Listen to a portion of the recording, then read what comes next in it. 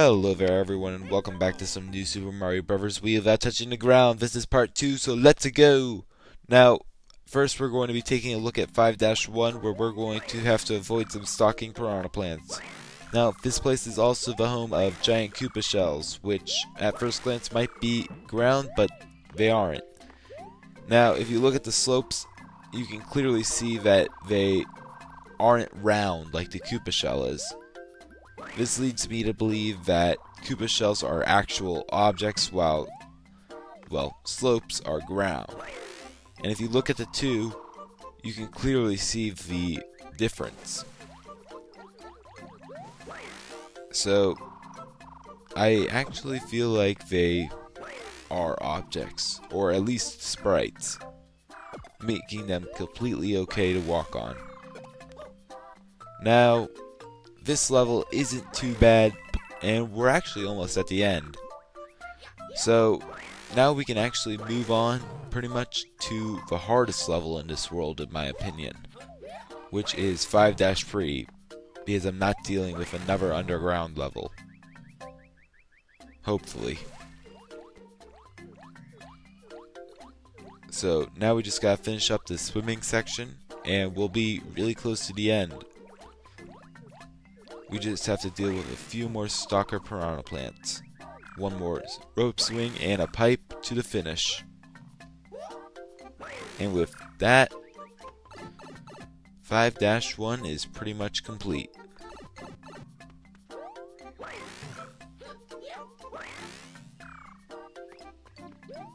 And there we go.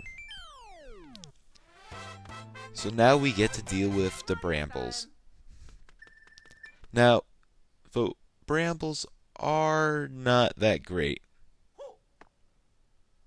But first we actually get a small little treat, aka a stalker piranha plant. Because yay. Now thankfully this isn't too bad of a fight. But yeah, you're forced to fight him. So, if you get this variation of the fight, it's really easy.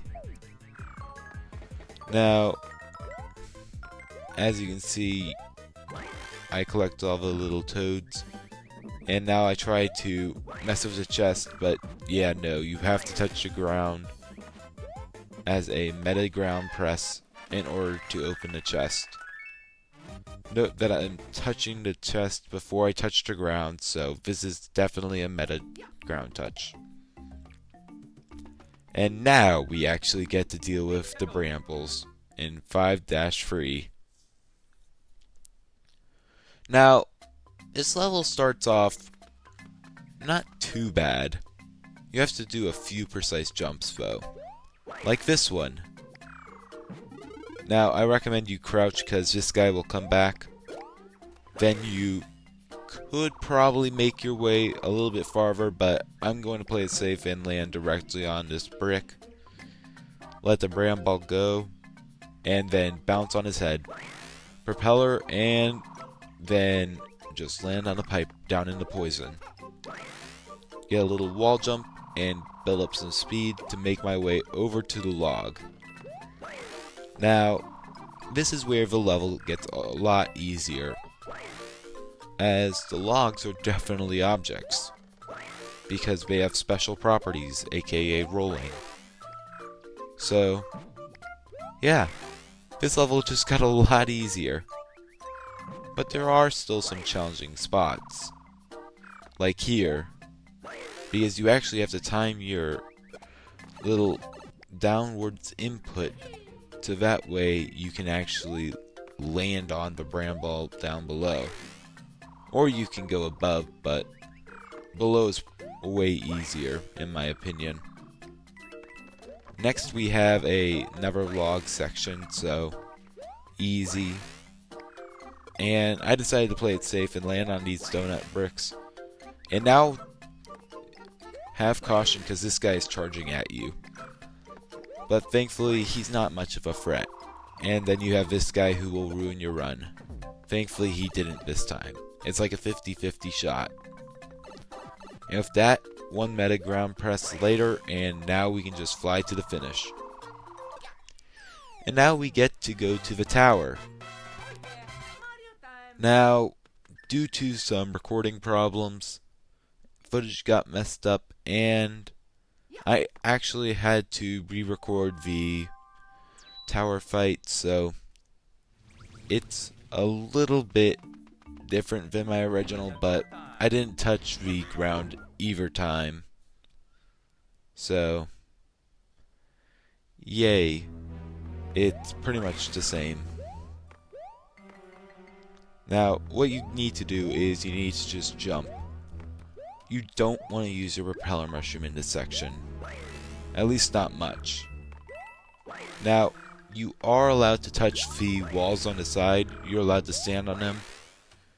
Now, while they might look like ground, as you can clearly see, they're moving and they have spikes on them. Which I think they're objects or sprites if they do that. So, I'd say they are allowed, but even so, I'm going to avoid them. Now, we can make our way through this level, go up a few more sections, and now we should be pretty close to the boss. So, there we go. Now we just have to get in the door, which will require another meta ground press. But I am holding up before I enter the door, or before I land. So, yeah. That's a meta ground press for you. And thankfully this fight, as you can see, it's all on semisolids or moving platforms, so there is no ground here, making this fight impossible to lose. Except to the boss, of course. And that should be it for this mini-boss. So, yeah. Now all we have is the rest of this world. And remember how annoying the raft ride was last time? Yeah, it's not anymore. And I'll show you why. So now let's go ahead and save. Now we're about halfway through this world, and only Bramble woods have really been a problem. Now, that really is it for the challenges in this world, actually. No other level really puts up a threat. Now, I can't say the same for the rest of the worlds. Now, I've already recorded episode 6-1. This is because, well, how do I put it? 6-1 is a nightmare and deserves its own episode. And that will be coming out shortly. But, back to this world. Now, in this level, it's a lot easier than Jumpless, mostly because we can take damage and we can use power-ups like projectiles. Yeah, that's really actually helpful, because the exit actually doesn't require the propeller mushroom. Although after this level, I will go back ahead and grab one. Just because, you know, it's normally better to have a propeller mushroom in most circumstances. But here, in this level, it doesn't really need a propeller mushroom, because this raft is obviously an object. So, yeah. So we can basically just cruise our way all the way to the end of this level.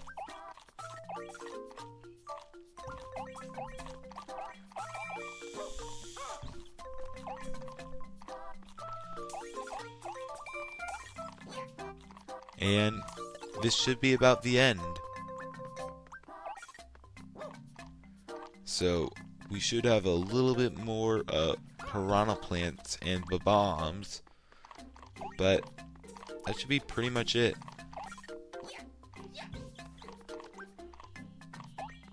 And then all we'll have is a couple more levels. And as you can see, the ending is just a semi-solid with a pipe. Now this pipe does spawn you on the ground, so this is technically a meta ground press. So, yay, it's fair. And now we move on to I actually don't remember what the next level is called. But I spawned back in 1-1 due to, or 5-1 due to the vines being in a bad placement. But here we are in 5-5. Oh, it doesn't have a name. But let's go. Now this level takes place in the air. So, just like the Raft, it's really easy. Yeah. I thought World 5 was going to be a lot harder, considering how jumpless went. But it seems that in this run, it's really just a breeze. So thankfully we can go ahead and jump across semisolids, flying manta rays, and bullet bills.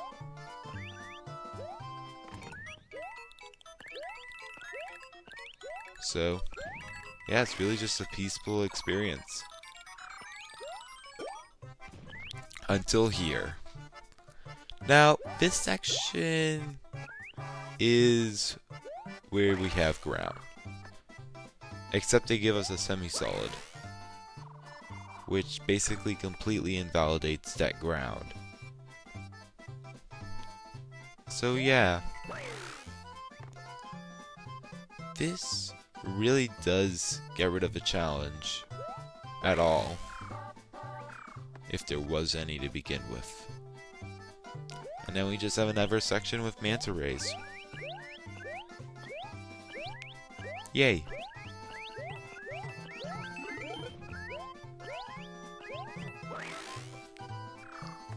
And we should be nearing the end in a few seconds, probably. Although, who knows.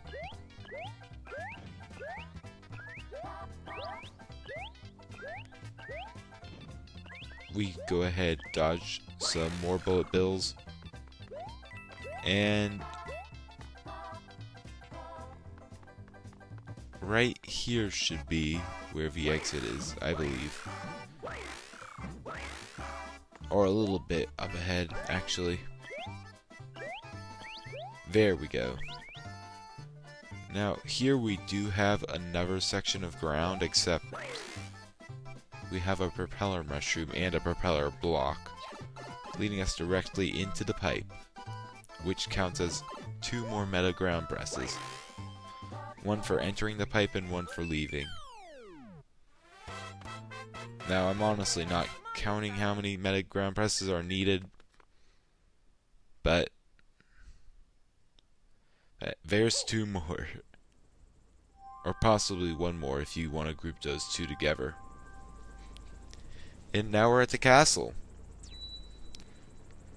Now, while the castle isn't very difficult, the boss actually somewhat is. And I'll explain that when we get to him. But I'm actually going to go ahead and start the castle instead of showing that fight with the piranha. Mostly because we've already seen one. Yeah, we've already seen a fight with a stalker piranha plant, and it's exactly the same. So, no reason to show it again. Instead, we can breeze through this castle, which gives us nice semi-solids to stand on, chain link fences in order to grab, and a nice amount of space, even though it's indoors. Now, this level isn't a cakewalk, I would say, but it's not bad. Or, it's not hard.